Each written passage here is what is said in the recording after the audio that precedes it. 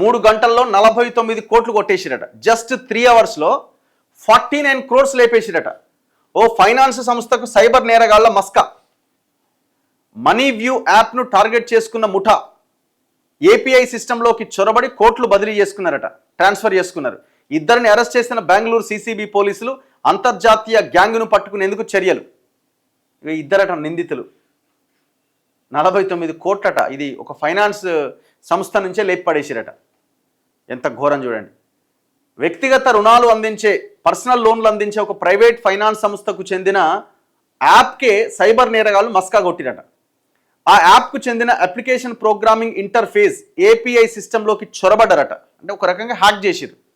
Hack చేసి just 3 అవర్స్లో 49 కోట్ల మేర కొల్లగొట్టారు. హ్యాకర్లు ఏపీఐ కీని ఉపయోగించి సొమ్మును నకిలీ ఖాతాలకు బదిలీ చేసుకున్నారు. ఈ సైబర్ ఘరానా మోసానికి సంబంధించి కర్ణాటకలోని బెంగళూరుకు చెందిన సెంట్రల్ క్రైమ్ బ్రాంచ్ పోలీసులు ఇద్దరిని అరెస్ట్ చేశారు. సిసిబి అధికారులు వెల్లడించిన వివరాల ప్రకారం విజ్డమ్ అనే ఫైనాన్స్ కంపెనీ మనీ వ్యూ అనే యాప్ నిర్వహిస్తోందట. ఆ యాప్ను దుబాయ్, చైనా, హాంకాంగ్, ఫిలిప్పైన్స్ దేశాల నుంచి సైబర్ నేరాలకు పాల్పడుతున్న అంతర్జాతీయ ముఠా టార్గెట్ చేసుకున్నది. ఏపీఐ కీని ఉపయోగించి 3 గంటల వ్యవధిలో 49 కోట్ల మేర సొమ్మును వందలాది నకిలీ ఖాతాలకు బదిలీ చేసిందట.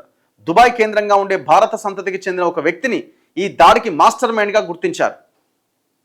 ఇతను అక్కడి నుంచే ఈ సైబర్ దాడిని సమన్వయం చేశాడు.